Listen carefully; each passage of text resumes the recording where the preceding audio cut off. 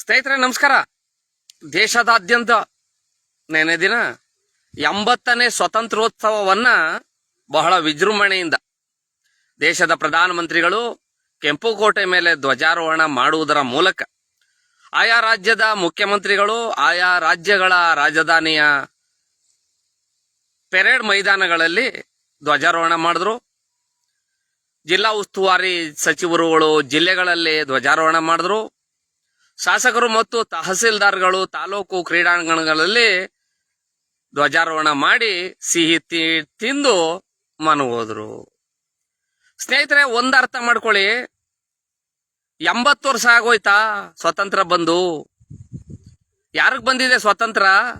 ದಲಿತ ಕವಿ ಸಿದ್ಧಲಿಂಗಯ್ಯನವ್ರು ಹೇಳ್ತಾರೆ, ಯಾರಿಗೆ ಬಂತು ಎಲ್ಲಿಗೆ ಬಂತು 47ರ ಸ್ವಾತಂತ್ರ್ಯ? ಬಡವನ ಮನೆಗೆ ಬರಲಿಲ್ಲ, ಬೆಳಕಿನ ಕಿರಣ ತರಲಿಲ್ಲ, ಪೊಲೀಸರ ಬೂಟಿಗೆ ಬಂತು, ಲಾಟಿಗೆ ಬಂತು, ಶ್ರೀಮಂತರ ಜೇಬಿಗೆ ಬಂತು ಅಂತ. 80 ವರ್ಷ ಆಗಿದೆ ಸ್ವತಂತ್ರ ಬಂದು. ಇವತ್ತು ಹೋಗಿ ಸಂಸತ್ ಅಧಿವೇಶನ ನಡೀತಾ ಇದ್ರೆ ದೆಹಲಿಯ ಜಂತರ್ ಮಂತರ್ನಲ್ಲಿ ರೈತರು, ವಿದ್ಯಾರ್ಥಿಗಳು, ನಿರುದ್ಯೋಗಿಗಳು ಧರಣಿ ಸತ್ಯಾಗ್ರಹ ಮಾಡ್ತಾರೆ. ಬೆಂಗಳೂರಿನಲ್ಲಿ ಬಜೆಟ್ ಅಧಿವೇಶನ, ಮಾಮೂಲಿ ಚಳಿಗಾಲದ ಅಧಿವೇಶನ, ಬೆಳಗಾವಿ ಅಧಿವೇಶನಗಳು ನಡೆದಾಗ ಬೆಳಗಾವಿಯ ಅಧಿವೇಶನದ ಮುಂಭಾಗ ಇರತಕ್ಕಂಥ ಗುಡ್ಡೆಗಳಲ್ಲಿ ಹಲವಾರು ಸಂಘಟನೆಗಳು, ಸರ್ಕಾರಿ ನೌಕರರು, ಅರೆ ಸರ್ಕಾರಿ ನೌಕರರು, ಆಶಾ ಕಾರ್ಯಕರ್ತರು, ಅಂಗನವಾಡಿ ಕಾರ್ಯಕರ್ತರು, ಸಾರಿಗೆ ನಿಗಮಗಳ ನೌಕರರು ಬೆಂಗಳೂರಿನ ಸ್ವಾತಂತ್ರ್ಯ ಉದ್ಯಾನವನದಲ್ಲಿ ಬೆಳಗಾವಿಯ ಸುವರ್ಣಸೌಧದ ಮುಂದಿರತಕ್ಕಂಥ ಬೆಟ್ಟ ಗುಡ್ಡಗಳಲ್ಲಿ ಟೆಂಟ್ ಹಾಕೊಂಡು ಬೆಳಗ್ಗೆ ಸಂಜೆ ತನಕ ಧರಣಿ ಸತ್ಯಾಗ್ರಹ ಮಾಡ್ತಾರೆ. ಎಲ್ಲಿ ಬಂದಿದೆ ಸ್ವತಂತ್ರ? 80 ವರ್ಷ ಆಗಿದೆ ದಾಖಲೆಗಳಲ್ಲಿ. ಆದ್ರೆ ಸ್ವತಂತ್ರ ಬಂದು 8 ವರ್ಷ ಇತ್ತಲ್ಲ, ಅವತ್ತಿನ ಪರಿಸ್ಥಿತಿಯೇ ದೇಶದಲ್ಲಿದೆ. ಕೇಂದ್ರ ಮತ್ತು ರಾಜ್ಯದಲ್ಲಿ ಆಳ್ವಿಕೆ ನಡೆಸ್ತಾ ಇರ್ತಕ್ಕಂಥ ರಾಜಕೀಯ ಪಕ್ಷಗಳು ಲಕ್ಷ ಕೋಟಿಗಳ ಲೆಕ್ಕದಲ್ಲಿ ಸಾಲ ಮಾಡಿ ತುಪ್ಪ ತಿನ್ನು ಅನ್ನೋ ಹಾಗೆ 5 ವರ್ಷಕ್ಕೊಮ್ಮೆ ಬರುವಂತಹ ಚುನಾವಣೆಗಳಲ್ಲಿ ಮತದಾರರಿಗೆ ಭಿಕ್ಷೆ ಹಾಕಿ ಮತವನ್ನ ಗಳಿಸಿಕೊಂಡು ಅವನು ಒಂದು ಮತಕ್ಕೆ 2,000 ರೂಪಾಯಿ ಕೊಟ್ಟಿದ್ರೆ 10,000 ರೂಪಾಯಿ ಈ ರಾಜ್ಯದ ಜನರ, ಈ ದೇಶದ ಜನರ ತೆರಿಗೆ ಹಣದಿಂದ ಹಗಲು ದರೋಡೆ ಮಾಡಿಕೊಂಡು ಚುನಾವಣೆಯಿಂದ ಚುನಾವಣೆಗೆ 100 ಕೋಟಿ 1000 ಕೋಟಿ ಆಸ್ತಿಯನ್ನ ಘೋಷಣೆ ಮಾಡ್ಕೊಂಡು ಹೋಗ್ತಾ ಇದ್ದಾರೆ. ಒಬ್ಬ ಶಾಸಕನಿಗೆ, ಒಬ್ಬ ಮಂತ್ರಿಗೆ ಬರ್ತಕ್ಕಂತ ವೇತನ 2 ಲಕ್ಷ, 3 ಲಕ್ಷ, 5 ಲಕ್ಷ. ಅದ್ರಲ್ಲಿ ಅವ್ರ ಹೆಂಡತಿ ಮಕ್ಕಳಿಗೆ ಶಾಪಿಂಗ್ ಏನ್ ಮಾಡೋನು, ಓದಿಸೋಕೆ ಏನ್ ಮಾಡೋನು, ಅವ್ನ ಇಂಚಾರ್ ಓಡಾಡುವಂತ ಒಂದಿ ಮಾಗದಿರಿತಾರಲ್ಲ ಹೊಗಳು ಭಟ್ರು, ಅಣ್ಣನ್ಗೆ ಜೈ, ಮುಂದಿನ ಮುಖ್ಯಮಂತ್ರಿ ಅಣ್ಣ, ಮುಂದಿನ ಮಂತ್ರಿ ಅಣ್ಣ, ಮುಂದಿನ ಶಾಸಕ ಅಣ್ಣ ಅಂತಾನಲ್ಲ, ಅಂತವ್ರಿಗೆಲ್ಲ ಎಲ್ಲಿ ಖರ್ಚು ಮಾಡ್ತಾರೆ? ಏನ್ ಅವ್ರ ಅಪ್ತಿರು 1000 ಎಕರೆ ಜಮೀನ್ದಾರರಾಗಿ ಒಂದ್ 200 ಎಕರೆಯಲ್ಲಿ ತೆಂಗಿನ ತೋಟ, ಒಂದ್ 200 ಎಕರೆಯಲ್ಲಿ ಅಡಕೆ, ಒಂದ್ 200 ಎಕರೆಯಲ್ಲಿ ಬಾಳೆ, ಒಂದ್ 200 ಎಕರೆಯಲ್ಲಿ ತರಕಾರಿ, ಒಂದ್ 200 ಎಕರೆಯಲ್ಲಿ ಹೈನುಗಾರಿಕೆ ರೇಷ್ಮೆ ಬೆಳೀತಿದ್ದಾರೆ. 1825 ದಿನ 5 ವರ್ಷಕ್ಕೆ 1824 ದಿನ ಬೈತೀವಿ ನಾವು ರಾಜಕೀಯ ಪಕ್ಷಗಳನ್ನ. ಚುನಾವಣೆ ಹಿಂದಿನ ದಿನ ಯಾರು ಜಾಸ್ತಿ ದುಡ್ಡು ಕೊಡ್ತಾರೆ ಅವನಿಗೆ ಮತವನ್ನ ಮಾರ್ಕೊಂಡು ಮಾನ್ಯ ದಿನದಿಂದ ಮತ್ತೆ ಬೈತಾ ಇರ್ತೀವಿ. ಹಿಂಗಾದ್ರಲ್ಲಿ ಬರ್ತದೆ ಸ್ವತಂತ್ರ? ನಿಜವಾದ ಸ್ವತಂತ್ರ ರಾಮರಾಜ್ಯದ ಕಲ್ಪನೆ, ಗಾಂಧೀಜಿಯವ್ರು ಕಂಡಂತ ಕಲ್ಪನೆ. ಸರ್ಕಾರಿ ಶಾಲೆಗಳು ದಿನದಿಂದ ದಿನಕ್ಕೆ ಮುಚ್ಚೋಗ್ತಾ ಇವೆ. ಆಸ್ಪತ್ರೆಗಳು ಕಡಿಮೆ ಇದ್ದೋ, ರೋಗಿಗಳು ಕಡಿಮೆ ಇದ್ರು. ಈಗ ಯಾವುದೇ ಖಾಸಗಿ ಆಸ್ಪತ್ರೆಗಳಿಗೆ ಹೋಗಿ, ಸರ್ಕಾರಿ ಆಸ್ಪತ್ರೆಗಳಿಗೆ ಹೋಗಿ, ತಾಲೂಕಲ್ಲಿ ಜನಜಂಗುಳಿ, ಈ ಒತ್ತಡದ ಜೀವನ. ಅದರಲ್ಲೂ ಬಡ ಮತ್ತು ಮಧ್ಯಮ ವರ್ಗದ ಜನ ಅವ್ರು ದುಡ್ತಕ್ಕಂತ ಹಣವನ್ನ ಮುಕ್ಕಾಲ್ ಭಾಗ ಅವ್ರ ಮಕ್ಕಳು ಶಿಕ್ಷಣಕ್ಕೆ, ಹಳ್ಳಿಗಳಲ್ಲಿ ಸುಮಾರು ಶಾಲೆಗೆ ಸೇರಿಸಬೇಕು. ನಾವು 50,000 ಕಟ್ಟಬೇಕು. LKG UKG 1ನೇ ತರಗತಿ 2ನೇ ತರಗತಿಗೆ.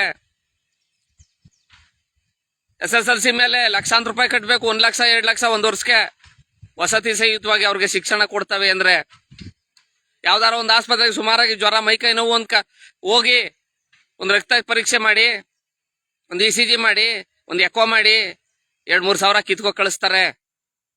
ನಾನು ಕಟ್ಟುವ ಹಣ, ನನ್ನ ತೆರಿಗೆ ಹಣ ನಮ್ಮೂರಿಗೆ ರಸ್ತೆಗೆ ವಿನಿಯೋಗ ಆಗ್ಬೇಕು, ನಮ್ಮೂರ ಸರ್ಕಾರಿ ಶಾಲೆ ಖಾಸಗಿ ಗುಣಮಟ್ಟದ ಶಾಲೆಗಳು ಯಾವ ರೀತಿ ಇರ್ತವೆ ಆ ರೀತಿ ಕಟ್ಟಡಗಳಿರ್ಬೇಕು. ಅಲ್ಲಿ ಸಿಕ್ತಂತ ಸವಲತ್ತುಗಳು ನನ್ನೂರಿನ ಸರ್ಕಾರಿ ಶಾಲೆಯ ಮಕ್ಕಳಿಗೆ ಸಿಕ್ಬೇಕು. ನನ್ನೂರು ಪಂಚಾಯತಿ ಹೆಡ್ ಕ್ವಾರ್ಟರ್ ಒಂದು ಪ್ರಾಥಮಿಕ ಆರೋಗ್ಯ ಕೇಂದ್ರ ಆಗ್ಬೇಕು. ನಮ್ಮೂರಿಗೆ ಸೇರ್ತಕ್ಕಂಥ ಗ್ರಾಮ ಪಂಚಾಯತಿಗಳಿಗೆ ಸೇರುವಂತ ವಯಸ್ಸಾದವರು ಅನಾರೋಗ್ಯ ಪೀಡಿತರು ಬಂದು ಅಲ್ಲಿ ಚಿಕಿತ್ಸೆ ಪಡ್ಕೊಂಡು ಹೋಗ್ಬೇಕು. ನನ್ನೂರಿನ ಯುವಕರಿಗೆ ಅದು ಸರ್ಕಾರಿಯೋ ಅರೆ ಸರ್ಕಾರಿಯೋ ಖಾಸಗಿಯೋ ಉದ್ಯೋಗ ಅವಕಾಶಗಳು ಸಿಗ್ಬೇಕು. ರೈತ ನೆಮ್ಮದಿಯಾಗಿ ಬದುಕಬೇಕು. ಹೋಗಿ ಉತ್ತರ ಕರ್ನಾಟಕಕ್ಕೆ ನೋಡಿ ಎಂತೆಂತ ಮನೆಗಳಲ್ಲಿ ಈಗಲೂ ವಾಸ ಮಾಡ್ತಾವ್ರೆ. ನೀವೇನಾದ್ರೂ ಹೋದ್ರೆ ಹಳೆ ಮೈಸೂರು ಭಾಗದ ರಾಜಕಾರಣಿಗಳು, ಅಲ್ಲಿ ರಾಜಕಾರಣಿಗಳು ಆ ಮನೇಲಿ ಮನಿಕು ಅಂದ್ರೆ ಭಯ ಬೀಳ್ತೀರಿ. ಎಲ್ಲಿ ಮೇಲ್ಗಡೆ ಇರುವಂತ ಮರ ಬಿದ್ದೋದೋ, ಹಂಚು ಬಿದ್ದೋದೋ, ಚಪ್ಪಡಿ ಬಿದ್ದೋದೋ ಅಂತ. ಇನ್ಯಾವ ಪುರುಷಾರ್ಥಕ್ಕೆ ಸ್ವಾತಂತ್ರ್ಯ ಬೇಕಾಗಿತ್ತು ನಮಗೆ?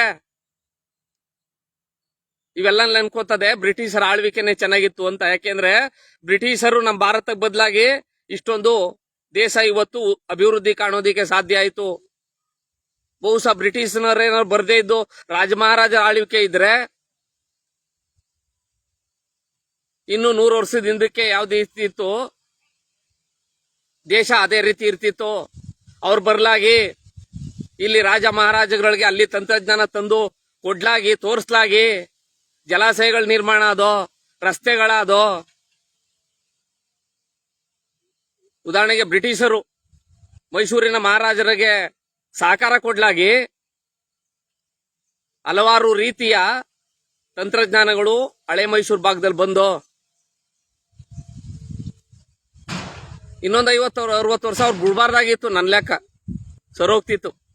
ಹಂಗಾಗಿ ನಾವು ಯೋಚನೆ ಮಾಡಬೇಕು. ಚುನಾವಣೆಯಲ್ಲಿ ನಾಳೆ ಮತ ಹಾಕುವಾಗ ಎಲ್ರೂ ಕಳ್ರೆ ಅನ್ಕೊಳ್ಳಿ, ಅದರಲ್ಲಿ ಸ್ವಲ್ಪ ಕಳ್ಳರಲ್ಲಿ ಎಷ್ಟು ಜನ ಇದ್ದರು? ಪಿಕ್ ಪಾಕೆಟ್ ಅನ್ನು ಅವತ್ತು ಅವನು ಇತ್ತನು ಯಾಚಿಕೆ ಕಳೀತಾನ ಅವನು. ಇನ್ನೊಬ್ಬ ATM ದರೋಡೆಕೋರ, ಇನ್ನೊಬ್ಬ ಚಿಂದಂಗಡಿ ನುಗ್ಗುನು, ಇನ್ನೊಬ್ಬ ಹೆದ್ದಾರಿ ದರೋಡೆಕೋರ, ಇನ್ನೊಬ್ಬ ಬ್ಯಾಂಕ್ ರಾಬರಿ ಮಾಡೋನು. ರಾಜಕಾರಣದಲ್ಲೂ ಇದೇ ರೀತಿ ಇರ್ತಾರೆ. ನಾವು ಕಮ್ಮಿ ಕಳ್ಳನ್ ಓಟ್ ಹಾಕಿದ್ರೆ ಅವನು ಈ ರಾಜ್ಯದ ಜನರ ತೆರಿಗೆ ಹಣವನ್ನ ಕಮ್ಮಿ ಕಳ್ತನ ಮಾಡ್ತಾನೆ, ಅಭಿವೃದ್ಧಿ ಸ್ವಲ್ಪ ಜಾಸ್ತಿ ಮಾಡ್ತಾನೆ.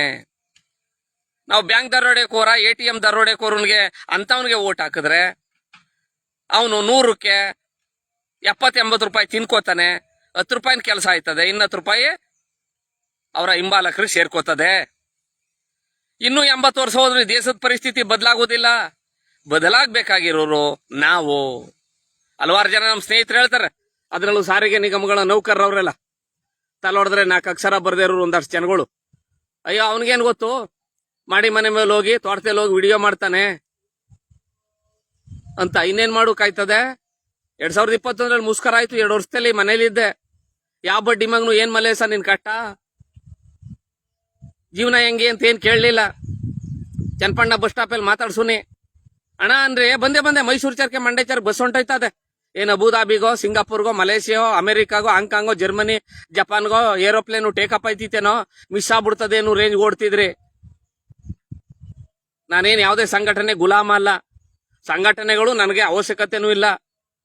ಸಾರಿಗೆ ಸಂಘಟನೆಗಳು ನಾನು ಕೈ ಬಾಯಿ ಶುದ್ಧವಾಗಿವ್ನಿ, ಶುದ್ಧವಾಗಿ ಡ್ಯೂಟಿ ಮಾಡ್ತೀನಿ, ಮನೆಗ್ ಬರ್ತೀನಿ. ಯಾರೋ ಹೇಳ್ತಿದ್ನಂತೆ, ಹಿಂಗೆ ಹೇಳ್ತಾನೆ ತೋರ್ತೇಲೋ ಇಲ್ದಾರ ಮಾಡಿ ಮನೆ ಮೇಲೆ ವಿಡಿಯೋ ಮಾಡ್ತಾನೆ, ಅವನ್ ಇದೇನು ಅಂತ. ಯಾರಿಗೂ ಆದಾಯ ಮಾಡೋಕಲ್ಲ ನಾ ವಿಡಿಯೋ ಮಾಡ್ತಾ ಇರೋದು. ನನ್ನ ಮನಸ್ಸಿನ ಸಮಾಧಾನಕ್ಕೆ, ನನ್ನ ತೆರಿಗೆ ನನ್ನ ಹಕ್ಕು. ನನ್ನ ತೆರಿಗೆ ಹಣ ನನ್ನ ಊರಿನ ಅಭಿವೃದ್ಧಿಗೆ, ನನ್ನ ತಾಲೂಕು ಅಭಿವೃದ್ಧಿಗೆ, ನನ್ನ ಜಿಲ್ಲೆ ಅಭಿವೃದ್ಧಿಗೆ, ನನ್ನ ರಾಜ್ಯದ ಅಭಿವೃದ್ಧಿಗೆ ವಿನಿಯೋಗ ಆಗ್ಬೇಕು. ಹೇಳ್ನಲ್ಲ ಆಗ ಬರೀ ಇದನ್ನೇ ನಂಬ್ಕೊಂಡವ್ರೆಲ್ಲ ಸಾರಿಗೆ ನಿಗಮಗಳನ್ನ ಅಂತವ್ರಿಗೇನು 6 ಕಾಸು 3 ಕಾಸು ಜಾಸ್ತಿ ಅಲ್ಲಿ ಅನ್ಬಿಟ್ಟು ಕೂಟದ ಪರವಾಗಿ ನಾ ಕೇಳಿಕೆ ಕೊಡ್ತಿದ್ದೆ. ಆಮೇಲೆ ಗೊತ್ತಾಯ್ತು, ಯಾರೋ ಬಡ್ಡಿ ಮಕ್ಕಳ ಎಡ್ತೀರ ಅಂಡು ಕುಂಡು ದಪ್ಪ ಮಾಡೋಕ್ ಹೋಗಿ ನಮ್ಮನೆ ಹೆಂಗ್ಸ್ರ ಅಂಡು ಕುಂಡಿ 2 ವರ್ಷ ಸೀದೋಗಿತ್ತಲ್ಲಪ್ಪ ಅಂತ. ಈಗ ಡ್ಯೂಟಿ ರಿವರ್ಕ್ ಆಗಿ ನನಗೆ 3 ವರ್ಷ ಆಯ್ತು. ನನ್ನ ಜೊತೆಲಿ ಕೆಲಸ ಮಾಡ್ತಿದ್ದವನು ನನಗೂ ಒಂದು ತಿಂಗಳಿಗೆ 14,000 ರೂಪಾಯಿ ವ್ಯತ್ಯಾಸ ಅದೆ. ಮುಸ್ಕರದಲ್ಲಿ ಹೊರಗಿದ್ದಾಗ 2 ವಾರ್ಷಿಕ ವೇತನ ಬಡ್ತಿ ಬರ್ಲಿಲ್ಲ, 4 DA ಬರ್ಲಿಲ್ಲ. ಈಗ ಮರು ನೇಮಕ ಆಗಿ 3 ವರ್ಷ ಆಯ್ತದ. ಇನ್ನೊಂದು ತಿಂಗಳು ಬಿಟ್ರೆ 3 ವಾರ್ಷಿಕ ವೇತನ ಬಡ್ತಿಗಳು, 6 ತುಟಿ ಭತ್ಯೆಗಳು ಬರ್ಲಿಲ್ಲ. 14,000 ವ್ಯತ್ಯಾಸ ಅದೆ ಒಂದು ತಿಂಗಳಿಗೆ. ಯಾರು ಕೊಡ್ತೀರಿ? ಟೀಕೆ ಮಾಡೋರು ಕೊಡ್ತೀರಾ? ನಾನ್ ತಕೋಬೇಕು, ನಾನ್ ಅನ್ಭೋಗಿಸ್ಬೇಕು, ನಾನ್ ಕಾನೂನು ಹೋರಾಟ ಮಾಡ್ಬೇಕು. ಯಾವ್ದೇ ದೊಣೆ ನಾಯಕ ಬಂದು ಇಲ್ಲಿ ಏನಪ್ಪ ನಿಮ್ ಕಷ್ಟ ನೋಡ್ನಲ್ಲ 12 ಡಿಪೋದಲ್ಲಿದ್ದೆ, ಅಲ್ಲಿ ಹೋಯ್ತಿದಾಗ ಅಣ್ಣ 6ನೇ ವೇತನನ ಅಗ್ರಿಮೆಂಟ್ ಅನ್ನೂರ ಹೊರ್ತು ನಿಮ್ದು ಎಲ್ಲಿಗ್ ಬತ್ತು? ವಜಾ ಆಗಿದ್ರಲ್ಲ, ಏನು ಎತ್ತ ಏನೊಂದ್ 50 ರೂಪಾಯಿ ಕೊಟ್ಟಿದ್ರ ಯಾರ ಅವತ್ತು? ಟೀಕೆ ಮಾಡ್ಕೊಳ್ರಿ, ಬೆನ್ನಿಂದೆ ಮಾತಾಡ್ಕೊಳ್ಳೋರು ಅಲ್ಲೇ ಇರ್ತಾರೆ, ನೇರವಾಗಿ ಬಂದು ಹೇಳೋರು ಏನಾರು ಮಾಡ್ತಾರೆ. ಇತಿಹಾಸದಲ್ಲಿ ಗೊತ್ತಾ ನಿಮ್ಗೆ? ಗೆದ್ದವನ ಹೆಸರು ಬರ್ತದೆ, ಸೋತವನ ಹೆಸರು ಬರ್ತದೆ. ಮಧ್ಯ ನಿಂತ್ಕೊಂಡು ನೋಡಿರ್ತಾರಲ್ಲ, ನಗ್ತಾ ಇರ್ತಾರಲ್ಲ, ಅವ್ರ ಯಾರ ಹೆಸರು ಬರುವುದಿಲ್ಲ. ಲಕ್ಷಾಂತರ ಜನ ಬದಲಾವಣೆ ಮಾಡದೇ ಇರ್ಬೋದು, ನಾನು 10 ಜನ ಬದಲಾವಣೆ ಆದ್ರೆ ನನ್ನಿಂದ ನನ್ನೂ ಸೇರಿ 10 ಜನ ಬದಲಾವಣೆ ಇಂದಾರ ನಾನು ಹೇಳುವಂಗೆ ಹೊಟ್ಟೆಗೆ ಅನ್ನ ತಿನ್ನೂನು ಅಧಿಕಾರಕ್ಕೆ ಬಂದ್ರೆ ಅಪ್ಪನ್ ಗುಟ್ಟಿದ ಕೆಲಸ ಮಾಡ್ತಾರಲ್ಲ ಅಂತ ರಾಜಕಾರಣಿಗೆ ನನ್ನ ಕಡೆಯಿಂದ 10 ಓಟ್ ಬೀಳ್ಲಿ, ನನ್ನ ಮನ್ಸಿಗೆ ಸಮಾಧಾನ, ನನ್ನ ಆತ್ಮಕ್ಕೆ ಸಮಾಧಾನ. ನಾಕಾರ ವಿಡಿಯೋ ಮಾಡದೆ ಏನು ಸಮಾಧಾನ? ನಾನು ವಿಡಿಯೋ ಮಾಡೋದು ಯೂಟ್ಯೂಬ್ ಅಲ್ಲಿ ಹಾಕೋದು, ಇನ್ಸ್ಟಾಗ್ರಾಮ್ ಅಲ್ಲಿ ಹಾಕೋದು, ಫೇಸ್ಬುಕ್ ಅಲ್ಲಿ ಹಾಕೋದು, ಅವ್ರ್ಯಾರೋ ಕಾರ್ ತೆಗೆದ್ರು, ಇವ್ರ್ಯಾರೋ ಬಿಲ್ಡಿಂಗ್ ತೆಗೆದ್ರು ಅಂತ ದುರಾಸೆ ಬಿದ್ದಲ್ಲ. ಈ ನಾಡಿನಲ್ಲಿ ಹುಟ್ಟಿದೀನಿ ನಾನು, ಈ ನಾಡಿನ ಅನ್ನದ ಋಣ ನನ್ನ ಮೇಲಿದೆ, ಈ ಕನ್ನಡಾಂಬಿಯ ಋಣ ನನ್ನ ಮೇಲಿದೆ. ಆ ತಾಯಿ ಋಣವನ್ನ ತೀರಿಸುವ ನಿಟ್ಟಿನಲ್ಲಿ ನಾನು ಸಾಮಾಜಿಕ ಜಾಲತಾಣದಲ್ಲಿ ವಿಡಿಯೋ ಹಾಕ್ತೀನಿ ಹೊರತು ಯಾರೋ ನನ್ನ ಬೇಸನ್ ಬಿಡ್ಲಿ, ಲಕ್ಷಾಂತರ ಜನ ನೋಡ್ಬಿಡ್ಲಿ, ಯೂಟ್ಯೂಬ್ ಅಲ್ಲಿ ದುಡ್ಡು ಬಂದ್ಬಿಡ್ಲಿ ನನಗೆ ಅಂತಲ್ಲ.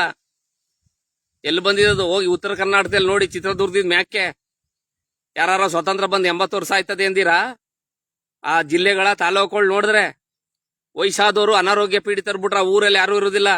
ಎಲ್ಲ ಈ ಕಡೆ ಗೋವಾಕ್ಕೆ, ಆ ಕಡೆ ಮಹಾರಾಷ್ಟ್ರಕ್ಕೆ, ಈ ಕಡೆ ತೆಲಂಗಾಣಕ್ಕೆ, ಆಂಧ್ರ ತೆಲಂಗಾಣಕ್ಕೆ ಗೂಳೆ ಹೊರಡ್ತಾರೆ. ಚುನಾವಣೆ ಬಂದಾಗ ಬಸ್ ಮಾಡ್ಬಿಟ್ಟು ಅವ್ರಿಗೆ ಒಂದು 200 ರೂಪಾಯಿ ಕೊಟ್ಬಿಟ್ಟು ಬಸ್ ಮಾಡಿ ಬಂದ್ರಪ್ಪ ಅಂದ್ರೆ ಬರ್ತಾರೆ, ಓಟ್ ಹಾಕ್ಬಿಟ್ಟು ತಿರ್ಗಾ ಹೋಯ್ತಾರೆ. ಅಲ್ಲಿ ವಸತಿ ಸೌಲಭ್ಯ ಕಲ್ಪಿಸ್ಬೇಕು, ನೀರಾವರಿ ಮಾಡ್ಬೇಕು, 100 TMC ನೀರು ಸಮುದ್ರಕ್ಕೆ ವ್ಯರ್ಥವಾಗಿ ಹರಿದೋಯ್ತದೆ, ಉದ್ಯೋಗ ಕಲ್ಪಿಸ್ಬೇಕು. ಯಾಕೆ ಊರ್ ಬಿಟ್ಬಿಟ್ಟು ಹೋದಾರು?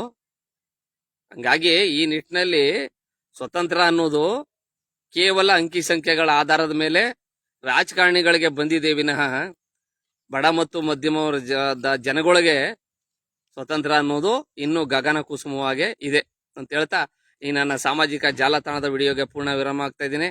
ಭಗವಂತ ಎಲ್ಲರಿಗೂ ಒಳ್ಳೇದ್ ಮಾಡ್ಲಿ. ಜೈ ಹಿಂದ್, ಜೈ ಕರ್ನಾಟಕ, ಮತ್ತೆ ಶುಭ ದಿನ, ವಂದನೆಗಳು.